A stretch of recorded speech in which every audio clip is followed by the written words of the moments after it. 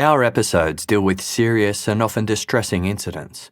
If you feel at any time you need support, please contact your local crisis centre. For suggested phone numbers for confidential support and for a more detailed list of content warnings, please see the show notes for this episode on your app or on our website.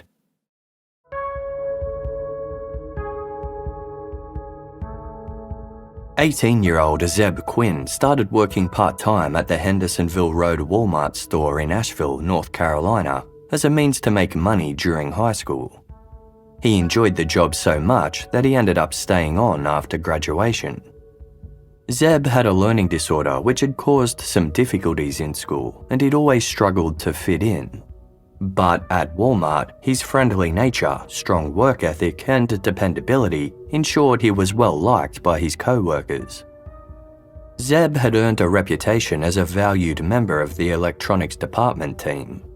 On days where he wasn't rostered on, he often stopped by the store just to drop breakfast off to his colleagues. Zebb's mum joked that he spent more time at Wal-Mart than he did at home. In the 2.5 years Zebb had been working there, he'd never once called in sick.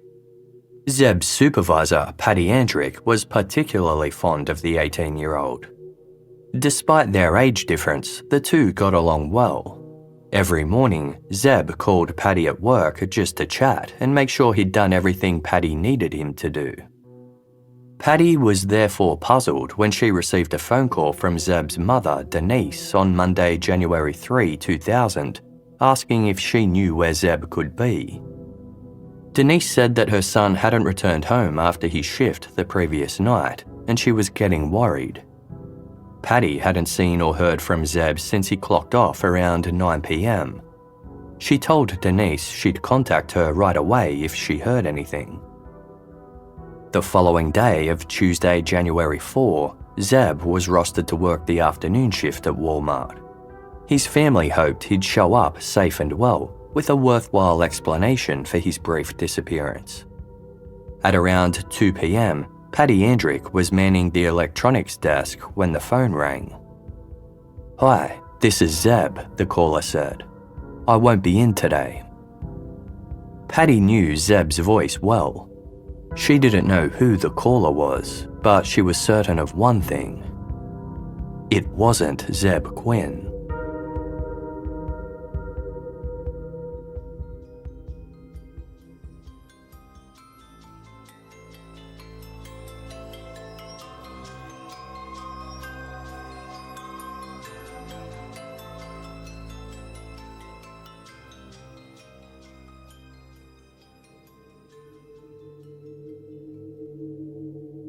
Denise Quinn was incredibly close with her son Zebb, whom she affectionately described as a mama's boy.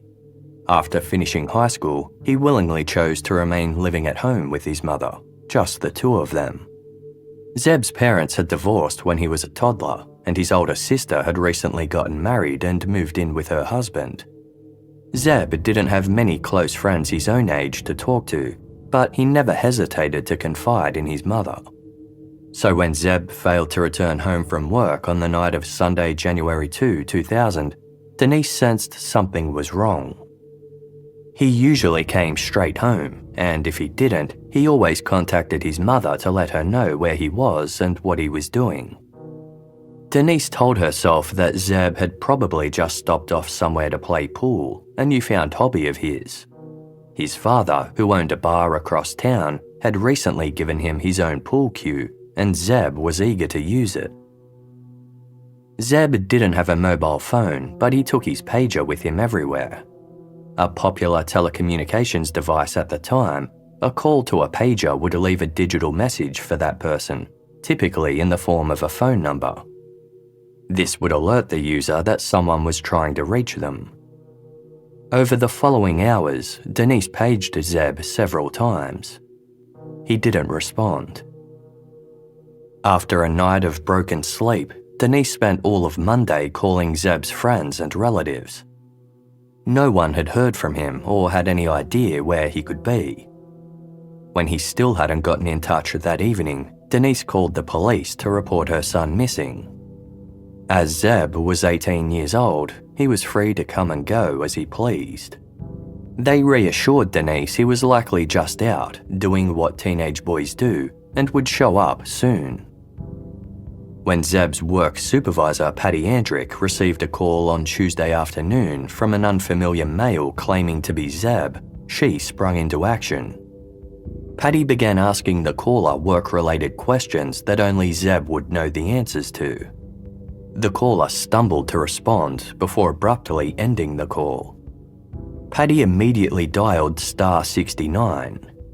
In the United States, this call return feature automatically redials the last number that called through to a phone line. A woman answered.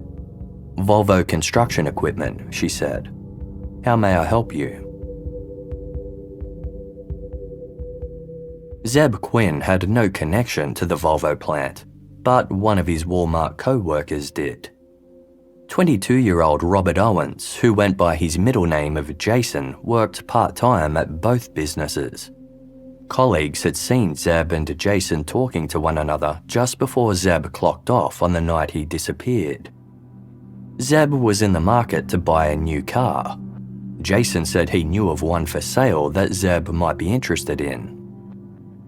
After learning about the call made to Patty Andrick, police officers went to speak to Jason Owens. He told them that after Zebb finished work on Sunday night, the pair met in the Wal-Mart parking lot. The car Jason thought Zebb might like was a Mitsubishi Eclipse. It was parked out on Leicester Highway, roughly 15 miles north. Jason had offered to drive out to show Zebb where it was. Zebb agreed. He got into his light blue Mazda Protege and tailed Jason's Ford pickup truck. The two made a quick stop at a gas station on Hendersonville Road to grab a drink before hitting the road. According to Jason, a few minutes later, Zebb started flashing his headlights. Taking this as a sign to pull over, Jason stopped on Long Shoals Road, just around the corner from a high school. Zebb pulled up behind him and said he'd just received a page and had to make a call. He asked Jason if he had a cell phone he could use. Jason didn't. Zebb said he was going to find a payphone and would be back shortly. Jason told the police that he waited for 10 minutes before Zebb's Mazda reappeared. By this point, it was around 9:30 p.m. As Zebb pulled up behind Jason's truck, he bumped into the back of it. According to Jason, Zebb was frantic. In an obvious rush, he apologized and offered to pay for any damage, but said he needed to cancel their plans. He'd just received another page and had to leave right away. With that, Jason watched as Zebb's Mazda disappeared from view. According to Jason, he had no idea that Zebb never returned home after that. Outside of work, the pair occasionally played pool and went fishing together, but they weren't close friends. Jason said he therefore thought nothing of it when Zebb called him on Tuesday morning, asking if he'd do him a favour by calling in sick on his behalf. Police obtained the CCTV footage from the gas station on Hendersonville Road. At 9:14 p.m. on Sunday, January 2, the footage captured Jason Owens entering the store. 10 seconds later, Zebb Quinn entered behind him. The two young men purchased soft drinks before leaving via the same door. 2 minutes later, both of their vehicles could be seen heading in the direction of Long Shoals Road, just like Jason Owens had described. For the police, Jason's story added weight to their belief that Zebb had likely left on his own accord and would show up again soon. His mother Denise wanted to believe this too, but she wasn't so sure. Not only would it be completely out of character for Zebb to take off unannounced, he hadn't taken anything with him that indicated an intention to be gone for any amount of time. When he'd left Wal-Mart, he was still dressed in his work uniform and didn't have a coat or any other change of clothes, despite the January weather in North Carolina getting bitterly cold. Zebb also wore contact lenses, but had left his contact solution at home. Denise knew there was no way Zebb would have run away for good or considered suicide.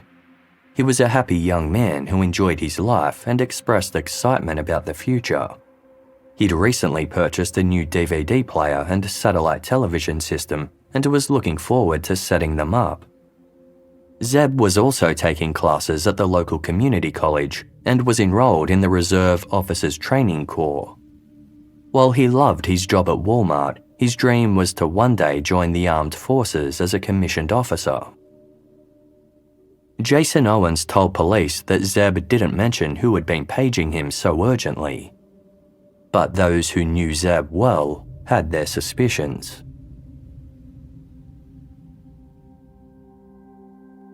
Denise Quinn's boyfriend, Costa, ran a diner-style restaurant in Asheville called Costa's Kitchen. Zebb had a close relationship with Costa and often stopped by the restaurant to order his favourite menu item, the chicken tenders. In December 1999, just weeks before he disappeared, Zebb was at Costa's Kitchen when he struck up a conversation with a young woman named Misty Taylor.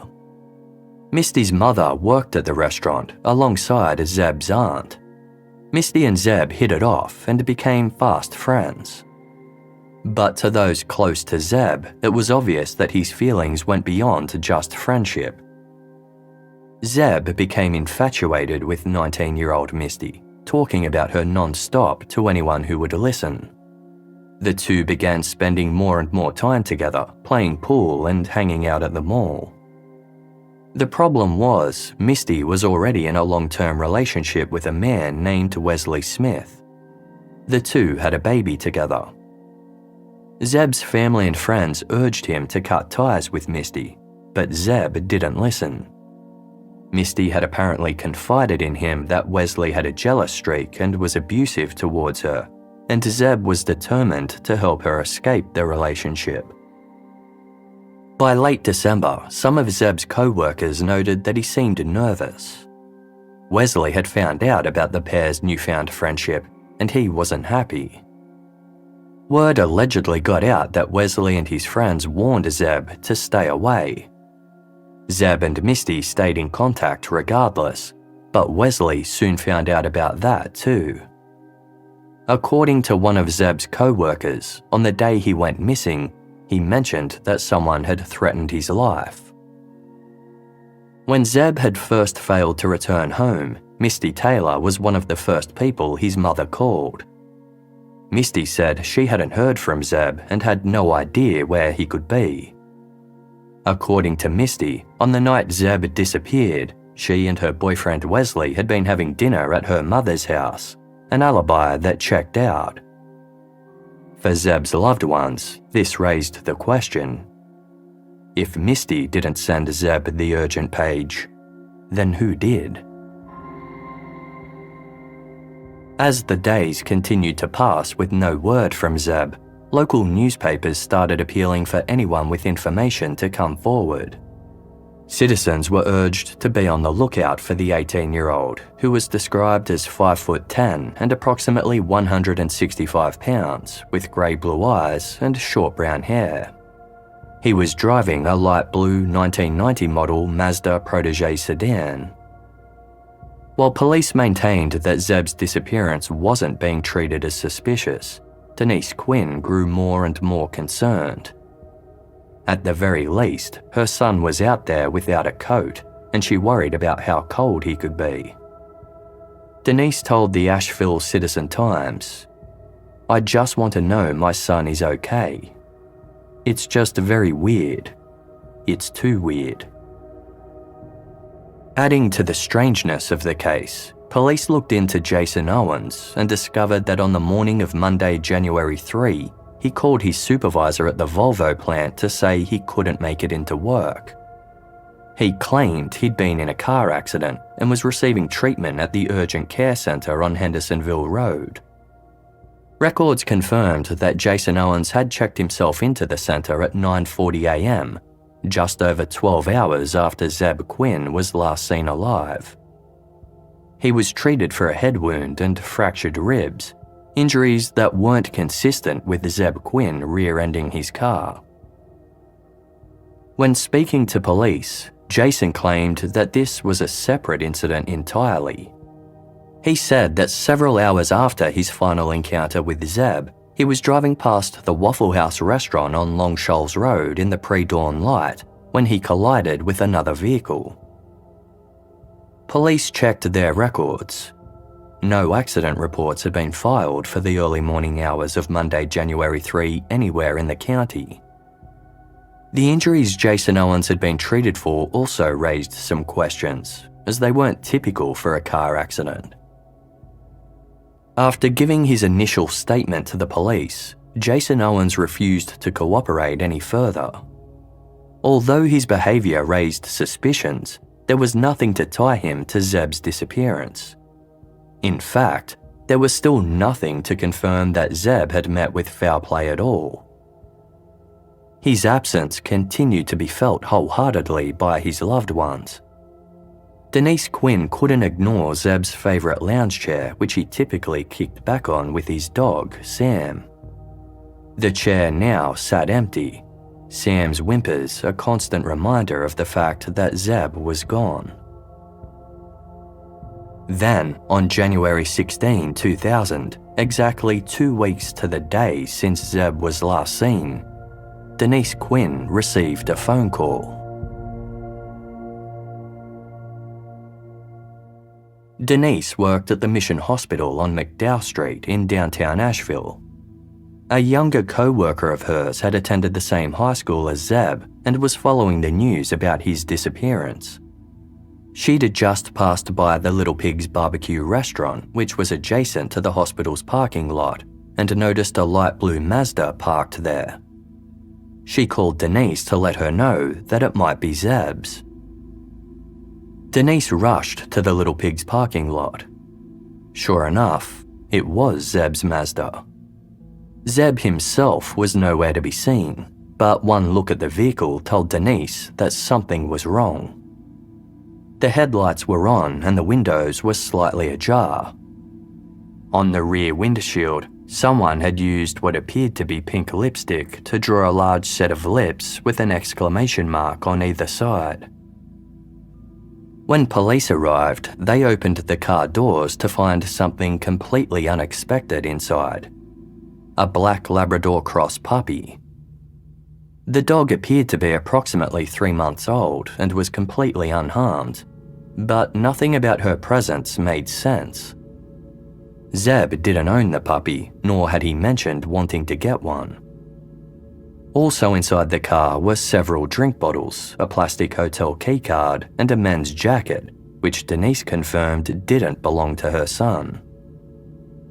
None of these items held any obvious significance or indicated where Zebb could be. His family wondered whether he had intentionally left these clues behind to send some kind of message.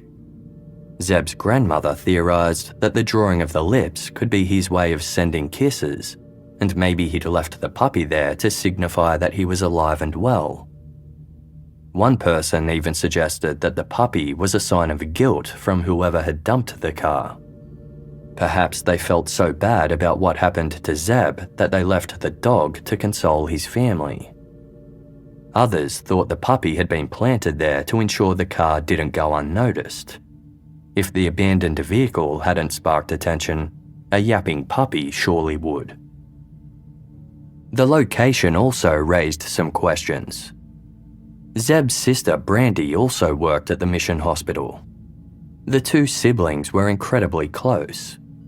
Zebb often called Brandy at the home she shared with her husband and young daughter just to tell her that he loved her. Some wondered if Zebb had intentionally left the car at the Little Pig's restaurant because there was a higher chance that his family would find it. But Denise Quinn didn't think so. Zebb knew that his mother and sister typically used the entrance at the other side of the hospital. If he wanted them to find his car, Denise felt there were better places he could have left it. When police examined the vehicle, they realised that the driver's seat had been pulled close to the steering wheel. Zebb was 5'10" and he typically kept the seat pushed further back. With the seat positioned the way it was, there was no way he could have comfortably driven the car. Whoever it was that had driven the vehicle to the parking lot, it wasn't Zebb Quinn.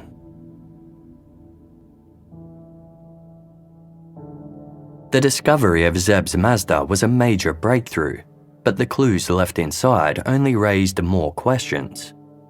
The hotel keycard was just a blank white card with no information on it. It didn't include the hotel's name, a logo, or guest room number. Police made inquiries with various accommodation providers, but couldn't determine where the keycard originated from. No one could figure out where the puppy had come from either. Police couldn't even be sure what had been used to draw the lips and exclamation marks on the rear windshield. It appeared to be lipstick, but one detective told ABC 13 News that it could have also been paint, crayon, or magic marker. Staff at the Little Pigs restaurant recalled that the Mazda hadn't been parked there the evening before it was found. This, along with the well-being of the puppy, meant it had only been abandoned hours before it was discovered. There wasn't a single piece of evidence to indicate foul play, nor was there anything to suggest that Zebb had voluntarily run away. The Asheville police captain told reporters that they couldn't decide whether the car turning up was a good or bad sign. Speaking to the Asheville Citizen-Times, he commented, "It's hard to say what this indicates. If anybody saw that car anywhere, they should let me know." The next day, a couple came forward to report that a few days prior to the car being found, they'd seen a woman driving it around downtown Asheville. The woman appeared to be around 25 to 30 years old, with wavy, light brown hair. The couple agreed to help put together a composite sketch of the driver. When police saw it, they couldn't deny the similarities it bore to Misty Taylor. Misty was questioned, but she denied having driven Zebb's car and maintained that she had no idea where he was or what happened to him. With a solid alibi and no concrete evidence to suggest she knew otherwise, police hit a dead end. Zebb's family hired a private detective, but he too remained baffled by the presence of Zebb's vehicle, telling Spin magazine, "It goes against all reason of criminality for the car to be here. It's just common sense. You don't just go riding around in a car that 1,000 police officers and 70,000 people are looking for." The mysterious reappearance of Zebb's car led to an increase in media attention, and tips continued to come in. Police explored each one, but nothing substantial emerged. Zebb's co-workers at Wal-Mart rallied behind the Quinn family by pinning yellow ribbons to their work uniforms, a symbol of hope for Zebb's safe return. A poster with Zebb's picture detailing his last known movements was displayed at the front of the store, urging customers to come forward if they had any information that could help with the investigation. Wal-Mart staff even opened a fundraising account to help Denise pay for her independent search efforts and encouraged customers to donate to the fund. Zebb's father, Jerry Quinn, refused to give up hope that his son was still alive. The two hadn't spent much time together during Zebb's childhood, but they'd recently rekindled their relationship. Jerry was certain Zebb would contact him on his birthday. Jerry spent the entire day by the phone, but the date passed with no word from Zebb. The longer Zebb remained missing, the more the rumour mill swung into overdrive. Locals began considering all kinds of outlandish theories, none of which held any merit. The private investigator hired by the Quinn family told journalist Brett Forrest for Spin magazine, "I have checked everything I can possibly think of. gangs, witchcraft, drugs, deviant sexual behaviour, and I can't come up with an explanation for the lips on the back of the car. It took a while before police were able to access the records for Zebb's pager. Looking through the data from the night he disappeared, it seemed that Jason Owens had been telling the truth. Zebb had indeed received a page just a few minutes after the two of them left the gas station. The number was traced to the apartment of Ina Ustich, Zebb's paternal aunt. Police went to speak with Ina. She vehemently denied having ever paged Zebb and said she wasn't even home on the night in question. She'd been eating dinner at her friend Tamra Taylor's house. The two women worked together at Costa's Kitchen, the restaurant owned by Denise Quinn's boyfriend. Coincidentally, the police already knew about this dinner. Tamra Taylor was Misty Taylor's mother. It was this dinner that both Misty and her boyfriend Wesley Smith had attended on the night Zebb went missing, thus giving them both airtight alibis. The problem was, Ina Ustich lived alone and she said no one else had a key to her apartment. So how could Zebb have received a page from her phone? According to Ina, when she returned home after Tamra's dinner, it seemed that someone had broken into her apartment. Nothing appeared to be missing, but various items were out of place, and the phone had been moved to a different part of the house.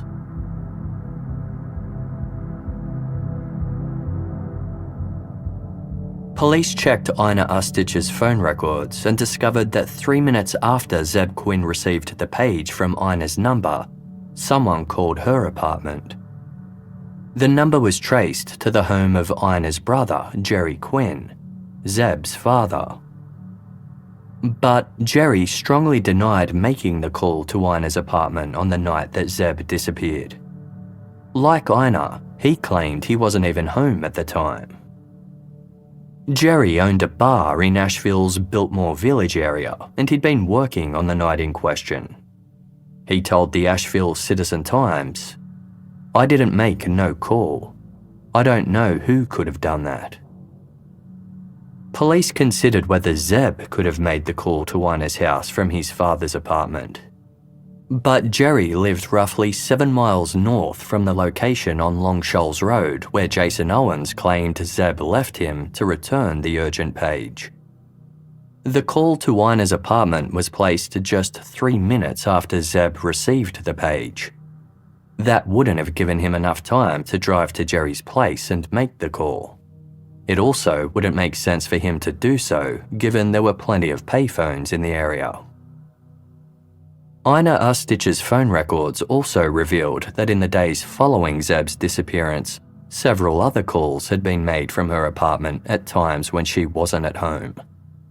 On one of those days, she claimed she returned home to find a picture had fallen off the wall and broken. Ina was subject to a polygraph test, which she passed. Outside of the unexplained page to Zebb, there was nothing to connect her with the case. Regardless, some continued to suspect she knew more about Zebb's whereabouts than she was letting on. Unfounded rumours swirled that she could have been helping to hide her nephew.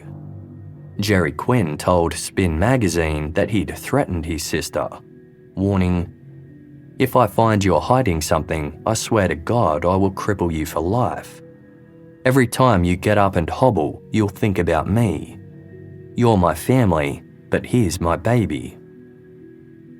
Ina was distraught by this and swore she didn't know anything. Nevertheless, Jerry told Spin, "Something makes me feel pretty weird about her." Unable to handle the scrutiny, Ina moved interstate. She told the Asheville Citizen-Times she had no idea what happened to Zebb, stating, "I could never do anything to harm a hair on that boy's head. I love him. I'm just like everyone else. I want to know what happened." By the time Zebb Quinn had been missing for 7 months, police had followed up on approximately 150 leads. They'd even taken seriously 2 separate reports from local women who claimed to have psychic visions in which Zebb was dead and buried. One of the women claimed that the murder weapon had been thrown into Lake Julian near Long Shoals Road and took police out on a fruitless search for it. Denise Quinn continued to do all she could to find her son, handing out missing person flyers, speaking to reporters, and searching for his face among crowds. Locals were reminded of Denise's heartache every time they drove by a billboard in town she'd paid for, which read, "Zebb, lots of people love you and miss you. Honey, where are you? I miss you so much. Love, Mum." With no confirmed sightings and Zebb's bank account and social security number remaining untouched, investigators came to the conclusion that Zebb had most likely been the victim of a homicide. If so, they believed that the killer didn't act alone. One police spokesperson said, "Just the mechanics of killing someone and disposing of the body would lead us to believe more than one person had to be involved." While they remained open to the possibility that Zebb could still be alive, they'd uncovered no reason to suggest that he left voluntarily. The Quinn family considered whether Zebb could have gotten into a scuffle with someone that had gotten out of hand. He could be naive, and it was possible that he was placed in a difficult situation that he didn't know how to get out of. Denise Quinn told the Asheville Citizen-Times, "I'm angry at the people here who know something but who won't say anything. I just need to know whether he's dead or alive. I just need to know whether I should grieve or wish him well. If someone would just drop us an anonymous note or tell us where he's buried, I just want to be able to find some peace." One detective told the Hickory Daily Record, "It's very frustrating. You feel for the parents and wish you could give them an answer. Sometimes you get a case that there just aren't any answers to." The 1-year anniversary of Zebb's disappearance came and went, with the $15,000 reward for information going unclaimed. Zebb had missed Christmas, his favourite holiday, and the birth of his second niece, further adding to the belief that he was no longer alive. Denise Quinn had since gotten engaged to her boyfriend Costa, and it broke her heart that Zebb wouldn't be there to walk her down the aisle. Denise had no doubt that someone in town knew something they refused to disclose. She told the Asheville Citizen-Times, "Somebody had his car, and if nothing else, they know where they got it. Even if they found it abandoned, they know where it was, and it could be the one thing that would help." Zebb's father, Jerry, blamed police incompetence for the lack of progress in his son's case. The Asheville Police Department was only small, and officers lacked the experience and resources required for a case of this magnitude. Jerry was convinced that Misty Taylor's boyfriend, Wesley Smith, had something to do with Zebb's disappearance. While local suspicion remained against Misty and Wesley, many believed there was a more obvious culprit, Jason Owens. Not only was he the last person seen with Zebb, the fact that he'd called Wal-Mart pretending to be Zebb was a detail many couldn't get past. Jason continued to not cooperate with the police and spoke publicly about the case only once, telling Spin magazine, "I was totally in the wrong place at the wrong time. If just one thing different would have happened, I wouldn't be in the middle of it. But I'm in the middle of it, stuck here until something's figured out." Locals weren't the only ones suspicious of Jason Owens. Police also couldn't shake the feeling that he was involved in Zebb's disappearance in some way. During the course of their investigation, intriguing information had emerged. As detailed in the documentary A Good Kid, police records revealed that on the morning Zebb went missing, Jason Owens' mother had called the county sheriff's department. The call, placed at 7 a.m., was to report that her own son was missing. She'd become worried that Jason had failed to return home after going out the night before.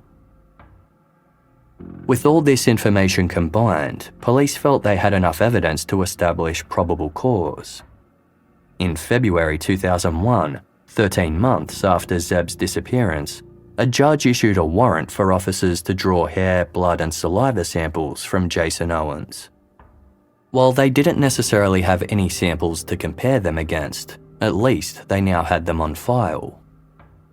But by late October 2002, almost 3 years had passed. There hadn't been a single breakthrough in the Zebb Quinn case.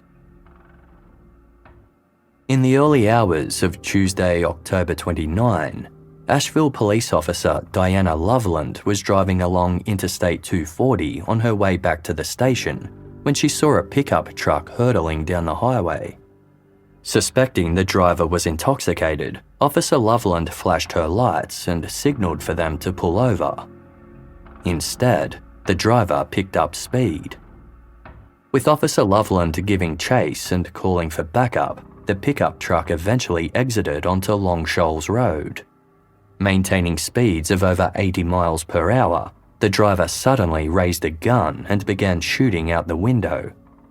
Then, after speeding through an intersection, the vehicle hit a mailbox and flipped.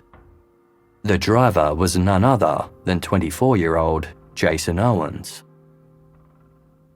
Jason was treated in hospital for several days before being arrested on 9 charges related to the high-speed chase, including eluding arrest and assault on a law enforcement officer with a firearm. He ultimately pleaded guilty and was sentenced to 8 months in prison. Police refused to say whether Jason Owens was questioned further about Zebb Quinn as part of the car chase investigation, but a healthcare professional recommended he seek treatment for alcohol abuse. 2 months later, in December 2002, cadets from the Reserve Officers Training Corps unit that Zebb had been part of surprised his family with a memorial service in Zebb's honour.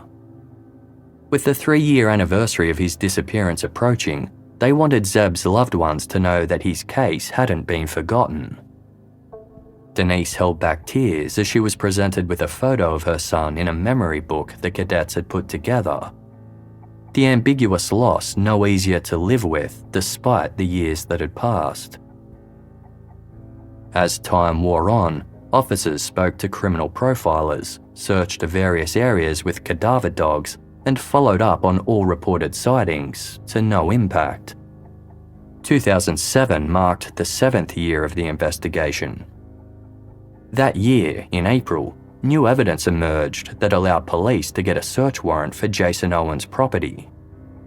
He lived with his wife on Owens Cove Road, a remote dead-end stretch in Leicester, roughly 14 miles from downtown Asheville.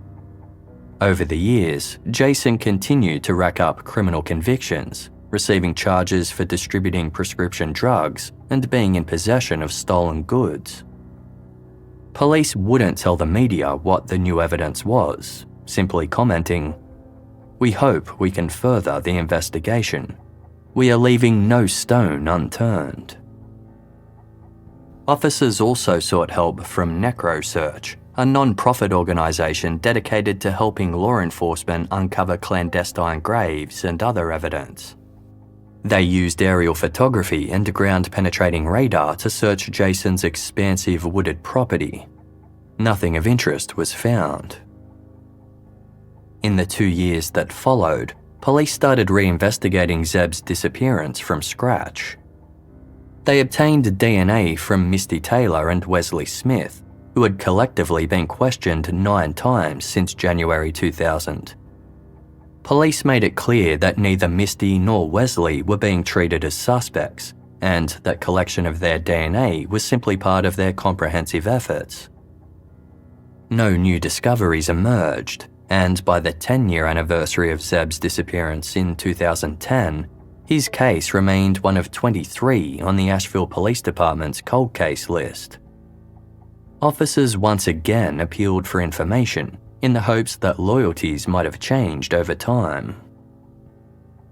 A tearful Denise Quinn told the Asheville Citizen-Times, "Basically, all of us are, to a point, stuck on that day when Zebb disappeared." With no sense of what happened to him or where his remains were, Denise said, "Just not having anything is torture. It doesn't go away."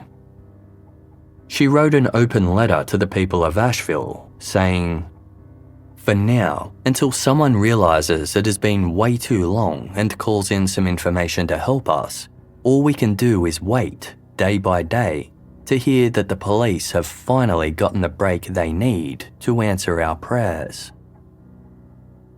By the start of 2015, 15 years had passed with no answers for Zebb's loved ones, despite the case receiving national coverage when it was featured on an episode of Investigation Discovery's Disappeared program. Zebb's disappearance had become somewhat of an urban legend. It continued to be talked about from time to time, and locals held on to their theories, but it had mostly faded from the public consciousness. Police Sergeant Chuck Sams was one of few reminded of the case every day. He'd been on duty on the day Zebb's car was found. Chuck adopted the puppy found inside, giving her the name Katie. Katie had gone on to live a long and happy life, but she was a living reminder of the ongoing mystery. For engaged couple Christy Schoen and JT Codd, the mountainous area surrounding Asheville, North Carolina seemed like the perfect place to settle down. Having both spent many years working long hours in the entertainment industry, they were excited to slow down and start a family. The two had met behind the scenes on a television show. JT, whose real name was Joseph, worked as a key grip responsible for all non-electrical support gear on set. Christy worked as a professional caterer, leaning into skills she'd developed having grown up in Louisiana cooking Cajun cuisine with her father. She was also an aspiring actor who did occasional work as a stunt double. In 2012, Christy combined these two passions by appearing as a contestant on the reality television show Food Network Star. Although she was eliminated in the first round, her passion for food only grew stronger. When Christy and JT decided to leave Los Angeles for North Carolina and purchase a 36-acre property on Hooker's Gap Road in Leicester, they had a shared vision. They'd use the property to grow their own food, which they'd then use to start a farm-to-table cafe. With a variety of established fruit trees on the land already, the property suited them well. A close friend of JT's told People magazine that while the property wasn't exactly remarkable, quote, JT was making it remarkable, because that's what he did with everything. JT and Christy quickly found their place in their new community and got married at a community centre outside of Asheville. A few months later, they shared the news with their loved ones that Christy was pregnant. When they found out they were having a girl, they decided on the name Skylar. For the newlyweds, everything was falling into place. Then, on Sunday, March 15, 2015, one of their neighbours, Cecilia Owens, received a phone call. It was Christy's father calling from his home in Mississippi. He'd become concerned after Christy, who was 5 months pregnant, had failed to show up for a planned visit without any explanation. He hadn't been able to get in touch with her since. Cecilia Owens had house sat for the couple in the past and had a key to their home. Christy's father asked Cecilia if she could go over and check on them. As soon as Cecilia arrived on the property, she could tell something was wrong. The couple's cars were parked in the driveway, but when she knocked on the door, nobody answered. Cecilia let herself in. Christy and JT's 2 pet dogs were inside, but it was clear they hadn't been tended to in a while. Christy typically kept her house in immaculate condition, but the place now stunk. The dogs had defecated and urinated throughout. Cecilia knew Christy would never leave her dogs unattended, as she treated them like her babies. Christy's father called the county sheriff's department, and deputies arrived at the couple's home to conduct a welfare check. A cursory search of the home turned up no sign of the couple, but there was evidence of a break-in. Several items appeared to be missing, but Christy and JT's wallets were present, sparking immediate concerns for their well-being. More officers arrived to assist with the search, but with the 36-acre property encompassing valleys and mountainous woodland, searching it all would be no easy task. Word quickly spread that 45-year-old JT and 38-year-old Christy were missing, and locals were advised to contact the police with any information pertaining to their whereabouts. At 8:30 p.m, a call came through from a member of the public who wanted to report something suspicious. On a dead-end street roughly 6 miles from the Show and Cobb home, they'd seen a man throwing some items into a private residential dumpster. Investigators went to the address and retrieved several garbage bags from the dumpster. Inside were numerous items, including a bedspread, handgun, ammunition, and jewelry. There was little doubt as to who they belonged to. Not only were these items missing from the Show and Cobb household, among the belongings was Christy's ID. But the biggest breakthrough was that the witness recognised the man they saw dumping the items. 36-year-old Robert Jason Owens.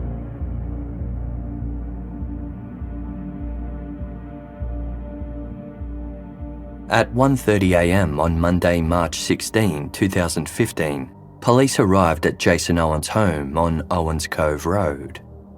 He lived just 1 mile from Christy and JT's property and was known to the couple. Jason had been one of the first people JT and Christy had met when they moved to the area. Unemployed at the time, he'd accepted JT's offer to help out with some handyman jobs on their property. Extending a hand to those in need was part of JT's nature, as a close friend of his told People magazine. JT was an advocate for every underdog. He really took everybody under his wing who other people weren't willing to give a second look to. Jason Owens got to work clearing trees, building a well house and other such tasks. The ever-trusting JT eventually gave him a key to their storage shed and loaned him $7,000 so he could start his own contracting business. While his generosity had been admired in Los Angeles, it was exploited in North Carolina. A friend of the couple told People magazine that JT's willingness to help those down on their luck led to people showing up on their doorstep asking for work or money. He described JT as the ATM of the mountains, a reputation that had started to worry Christy. The police placed Jason Owens under arrest for theft and took him to the station for questioning. As reported in the documentary A Good Kid, they had intentionally transported the dumpster to the station and left it in full view for Jason to see upon arrival. When he laid eyes on it, his physical reaction indicated he knew that the jig was up. Jason Owens immediately began talking. He told the interviewing detectives that he'd arrived at the Show and Cobb household on Thursday, March 12 to help them move JT's vehicle after it had become stuck in a nearby creek. Jason claimed that he got behind the wheel of the Dodge Ram truck and accidentally slammed his foot onto the accelerator. The vehicle sped forward, hitting both JT and Christy, who were standing in front of it. According to Jason, he carried the badly injured Christy into the house and placed her in the living room. He tried to administer first aid, but it was no use and she soon passed away. He then went back outside, only to find that JT was already dead. Given that Jason was driving on a suspended license and was taking medication that left him heavily impaired, he said he panicked at the prospect of facing more jail time. He took JT's body back to his property, where he burned it in a wood stove. The next day, he returned to the couple's home and dismembered Christy's body in the shower. He then used garbage bags to transport the pieces back to his place and burned those too. Jason claimed he tried to cover the accident up as a robbery gone wrong. He stole some of the couple's belongings and sold them at local flea markets and pawn stores, using the money to take his wife out for dinner. Jason also admitted to using Christy's cell phone to send text messages to some of her friends to make it look like she was still alive. The friends who received these messages had been immediately suspicious, as the texts didn't sound like Christy at all. Jason Owens reiterated that he didn't mean to hurt JT or Christy, insisting to the detectives, "I'm not a bad guy. They were two of my best friends. They were. I loved them because they loved me. JT and Christy didn't have friends, they had family. And just like that, I was part of their family." It was true that the couple had treated Jason with nothing but kindness. He'd even attended their wedding, where he stood out to the other guests like a sore thumb. One guest later told People magazine, "There was a gut feeling when I looked at this guy, and I avoided him. This was one person I definitely did not want to meet." A search of Jason Owens' property turned up enough evidence for police to charge him with 2 counts of first-degree murder and 1 count of murder of an unborn child. If convicted, he faced the death penalty. Jason was denied bail as the investigation continued. Then, in the early morning hours of Friday, March 20, 4 days after Jason Owens was taken into custody, panicked calls started coming through to 911. One caller told the dispatcher to send fire and law enforcement to Owens Cove Road immediately, exclaiming, "Somebody's setting fires to everything up here on this mountain. Hurry." First responders arrived at Jason Owens' property to find a mobile home that sat roughly 50 yards from his primary place of residence up in flames. By the time the blaze was extinguished, the entire trailer had been burned to the ground. Arson investigators confirmed that the fire was suspicious, but they wouldn't say what had caused it. Investigators on the Show and Cod case declined to confirm whether the wood oven stove Jason used to cremate his victims' remains had been located inside the mobile home. Jason Owens was behind bars at the time of the blaze, which raised the question, who started the fire and why? Theories began to circulate that Jason could have had an accomplice within his family who was trying to destroy evidence. But there was a more pressing question on everyone's lips. With Jason Owens now charged with murder, what did this mean for the Zebb Quinn investigation? If he was capable of committing one brutal crime, did this also mean he'd committed the other? The Asheville Police Department confirmed that Jason's arrest was a significant event for their investigation into Zebb's disappearance. In a statement, Zebb's mother Denise asked the public not to overshadow Christy Showen and JT Codd's heartbreaking deaths with statements, posts and questions about her son. Quote, "We acknowledge and appreciate the abundant support we have always received from our friends and community, and trust you will all give the Codd-Showen families the same gift." Denise told reporters for the Asheville Citizen-Times that while she viewed the Showen-Cobb murders as totally separate from Zebb's case, quote, "I'm hopeful with what Jason Owens is facing, eventually whatever information he may have been holding back, he may decide to go ahead and let it go." But if Jason Owens intended to reveal anything about Zebb's disappearance, Someone else beat him to it. 10 days after Jason's arrest, his uncle, Jason Owens, contacted the police on his own volition. Having heard how his nephew had disposed of JT and Christy's bodies, Jason told the police, "Maybe that's what happened to Zebb." Jason told the police that back in 1999, there was an area on Jason Owens' property that Jason had dug out to burn things in, something Jason claimed Jason loved to do. The pit was approximately 8 feet long and 8 feet wide.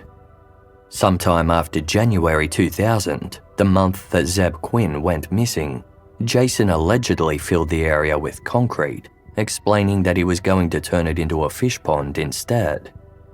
He then abandoned the project and covered the concrete with dirt instead. With that, a warrant was granted for police to search the property for Zebb's remains. Several areas were excavated and the police managed to find fabric, leather materials, unknown hard fragments, and several plastic bags filled with white powder. Samples were tested, but they revealed no indication of bone fragments or human remains. Meanwhile, Jason Owens came forward with a story of his own. Jason claimed that his uncle Gene was responsible for Zebb's murder and was throwing him under the bus to deflect attention from himself. After 15 years of silence, he was finally ready to tell the truth about what happened. According to Jason, on the afternoon of Sunday, January 2, 2000, Gene had asked him for a favour. Zebb's crush, Misty Taylor, apparently wanted to meet with Zebb without her jealous boyfriend Wesley Smith finding out. Gene asked Jason if he could take Zebb out to Bent Creek, a forest roughly 10 miles from downtown Asheville, where Misty would be camping overnight. Jason did as he was told. After Zebb finished his shift at Wal-Mart, the two headed out in their separate cars. According to Jason, when they got to Bent Creek, they found his uncle Gene parked on the side of the road. They all got out, and Zebb asked Gene where Misty was. He responded that she'd be there any minute. Zebb turned to keep an eye out, at which point Jason claimed that Gene reached into his truck, took out a .22 caliber rifle, and shot Zebb in the back of the head. In shock and fearing that he could be next, Jason jumped back into his truck. But in his haste to speed off, he crashed into Zebb's car and his head slammed into the steering wheel. Gene ran over and assured Jason he wasn't going to hurt him. Jason asked why he shot Zebb. Gene allegedly responded that Zebb had been putting his nose somewhere he shouldn't be, and that someone needed to teach him a lesson. Gene warned Jason not to say a word to anyone, otherwise he'd go down as an accomplice to the murder. Terrified, Jason fled the scene, only to return later that night after he couldn't get to sleep. A few hundred yards from the site of the shooting, he claimed he saw a campfire burning. His uncle Gene was tending to it, and Zebb's feet were sticking out of the flames. Gene forced Jason to stay with him overnight, where he continued to feed Zebb's dismembered limbs to the fire. Once his remains were cremated, Gene put out the fire with water from the creek and scattered the ashes in the surrounding forest. Jason was supposed to start work at the Volvo plant at 6 a.m. Their employee policy stated that if a worker didn't show up without calling in beforehand, they'd lose their job. Gene therefore told Jason to go to urgent care for the injuries he sustained when crashing into Zebb's car, as this would give him a valid reason for not showing up at work. Too scared to speak out about what happened, Jason claimed he kept this to himself for 15 years, all the while wishing he could tell Zebb's family the truth about what happened. As for Zebb's Mazda reappearing at the Little Pig's barbecue restaurant, Jason claimed this was as much of a mystery to him as anyone else. While Jason Owens gave this account to police, his uncle Gene Owens was interviewed in another room. Gene admitted to owning several firearms, most of which were .22 caliber rifles, but he claimed to know nothing about what happened to Zebb Quinn. Sensing his nephew might have implicated him, Gene told the detectives that anything Jason Owens said was a lie. Investigators weren't willing to take any chances. They headed out to Bent Creek, a densely vegetated area in Pisgah National Forest known for its network of hiking trails, taking Jason Owens with them. Nothing of interest was found. If Jason's version of events was to be believed, this wasn't surprising given the amount of time that had passed. Investigators remained skeptical. Firstly, the way Jason claimed his uncle had disposed of Zebb's remains bore remarkable similarities to the way he himself had disposed of JT and Christie's bodies. He'd also admitted to posing as Christie in texts to her friends, just like he'd been caught doing in the phone call to Wal-Mart just days after Zebb's disappearance. In addition, investigators found inconsistencies in Jason Owens' story that cast doubt on its credibility. They therefore declined to speak with him any further about the matter. But at the same time, some were perplexed by his admission. Jason hadn't asked for anything in exchange for his story, such as leniency of any kind in the Shaw and Cobb murders or immunity in Zebb Quinn's case. So if his version of events wasn't true, why make it up? Jason Owens' defense team investigated their client's claims. Jason agreed to undergo a polygraph test in which he stuck to his story that he watched his uncle Gene Owens shoot Zebb Quinn and burn his remains. The test showed no signs of deception. According to documents released by the defense, the police declined to disclose what alleged inconsistencies they found in Jason's story, nor did they give him a chance to address these inconsistencies. The defense team looked into Gene Owens' background and found that he'd hovered suspiciously close to the Zebb Quinn disappearance. According to their findings, when Jason Owens was arrested for the high-speed chase back in 2002, Gene appeared at his hospital bedside and cautioned the police not to ask his nephew anything about the Quinn matter. The defense also highlighted the questionable timing in which Gene Owens came forward with details about the fish pond on the Owens property. Their findings revealed that the so-called fish pond had actually been dug up and turned into a retaining wall years before Zebb's disappearance, information that Gene was well aware of. As far as the defense were concerned, with Jason Owens arrested for the Shaw and Cobb murders, Gene was likely nervous that his nephew would finally be forthcoming with the truth about what happened to Zebb. He therefore crafted the fish pond story to misdirect the investigation and to further discredit Jason. There was also the lingering question of who set the fire to the trailer on the Owens property. Jason and Gene had lived on the same property for many years. Did someone other than Jason know something and feel compelled to destroy evidence? Jason's lawyers defended his decision to remain silent for so long, citing a combination of fear of his uncle and the fear that his story wouldn't be believed, a concern they found valid. According to court documents, a former detective for the Asheville Police Department had confided in one of the defense lawyers, saying, "Asheville police had tunnel vision about the Zebb Quinn matter. They wanted to believe that Jason Owens killed Zebb, and they did not want to consider any other possibility."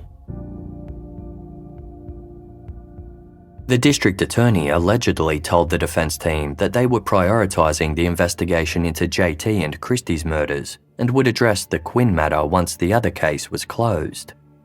Their main roadblock with the Shaw and Cobb case was that Jason Owens had done such a thorough job of cremating their remains that investigators couldn't determine how the couple and their unborn child were killed.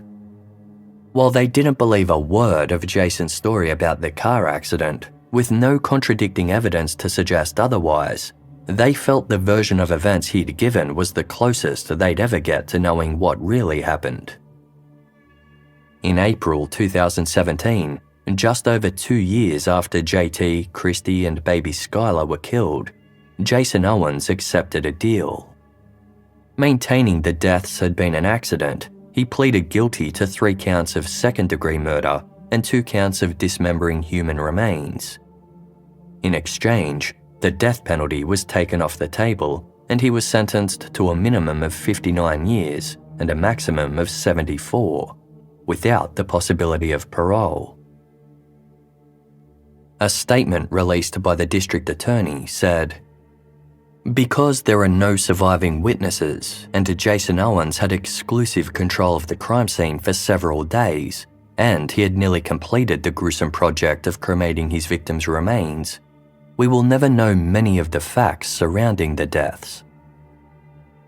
JT and Christy's loved ones had mixed feelings about the plea deal. While they were relieved that Jason Owens had been held accountable and would be removed from society, they felt there was no punishment that fit his crime. In a statement, Christy's family said, "We can only hope that he suffers for the remainder of his life on Earth and again as he rots in hell." Less than 2.5 months later, 66-year-old Gene Owens passed away from natural causes. He maintained his innocence in Zebb Quinn's disappearance until the bitter end. 2 days later, and allegedly with no warning given to his lawyers, Jason Owens was formally charged with the first-degree murder of Zebb Quinn. He maintained that his uncle Gene was the real killer, but with Gene now gone and 17 years passing since Zebb's disappearance, it was Jason's word against a dead man. One key element remained unclear. Gene Owens had no known link to Zebb Quinn, his crush Misty Taylor, or her boyfriend Wesley Smith. As such, Gene had no reason to lure Zebb out to the forest under the guise of having a rendezvous with Misty just to murder him. As revealed in the documentary A Good Kid, Jason claimed to know the missing piece of the puzzle, and that missing piece was a man named Adam Wright. According to Jason, it was Adam Wright who introduced his uncle Gene to Wesley Smith. While Jason didn't know the circumstances of their relationship, he assumed that Wesley had told Gene about Zebb's unwanted affection towards Misty. Gene had agreed to remove Zebb from the picture. In a prison interview, Jason told the producers of A Good Kid that the motive had to be money. He said, "Gene never told me, but he got something out of it. He wouldn't have done it if he didn't." This story raised one more problem. Adam Wright had passed away from a drug overdose in 2010. There was no one left to vouch for Jason Owens' version of events. Law enforcement remained unconvinced by Jason's assertions, but there was no physical evidence to confirm otherwise. Without something to present to a jury, they knew that securing a murder conviction would be a challenge. Eventually, in July 2022, prosecutors and Zebb's family agreed to a plea deal. Jason Owens pleaded guilty to accessory after the fact of first-degree murder in exchange for an additional 13 years in prison. The district attorney acknowledged that while many unanswered questions remained, at least the plea brought some form of closure to the Quinn family after over 2 decades of not knowing for sure if Zebb was alive or dead. In a statement, the district attorney said, "While we may never know the full truth these many years after Zebb's disappearance, my sympathies are with the family and all who have suffered as a result." Although Misty Taylor and Wesley Smith were questioned by investigators several times over the years, they have never been formally considered persons of interest in Zebb Quinn's disappearance. The mysterious page Zebb received from his aunt's house on the night of his murder has never been explained. Some believe that the police were too focused on Jason Owens from the get-go, and that a more resourceful police department could have done a better job of exploring other leads, especially given the many clues left behind in Zebb's abandoned vehicle. Who left the car there and why is a question that will likely never be answered. Jason Owens' lawyer told the documentary A Good Kid, quote, "Gene Owens was the killer, we don't doubt that. Gene Owens was the killer and he's dead, and whatever the arrangements were for Gene to kill Zebb Quinn, those people have never been charged." Others believe that Jason Owens is a compulsive liar who acted alone. Whatever the truth, it's a commonly held belief that if Jason hadn't been caught for the murders of JT, Christy and their unborn child, Zebb Quinn's case would likely still be unsolved. Some have criticised the courts for accepting Jason Owens' plea deals in both cases. Given that prosecutors didn't fully believe his version of events, it raises the question of whether or not justice has truly been served for his victims. Christy's family are convinced that Jason didn't act alone in JT and Christy's deaths either. In their statement after his plea deal was accepted, they said, "Although we know deep down that others in his family hold responsibility for these heinous murders, there is not much we can do in terms of justice for them. We will attempt to heal and let go of some of the anger that we still have. We also have to say that we are so lucky to have met some of the most wonderful people through this tragedy. Those people are the family of Zebb Quinn. This family deserves just as much healing, peace and closure as we do, and we can only hope they get a little bit of that." The Quinn family asked for privacy in the wake of Jason Owens' plea deal, but at his hearing, Zebb's mother Denise spoke about her son's belief that you should always try to see the best in people. She reflected on a time when Zebb was in high school and she wasn't happy about some of the people he chose to hang around with. Denise warned her son that he would be judged by the company he kept. She told the court, quote, "Zebb looked back at me and said, 'They have done nothing wrong to me and have done nothing wrong around me, and I will continue to be their friend.' This is the young man that was taken from his family, friends, community, and the world. This is a young man that never would have seen his end coming. This is the young man who trusted his friend. Jason."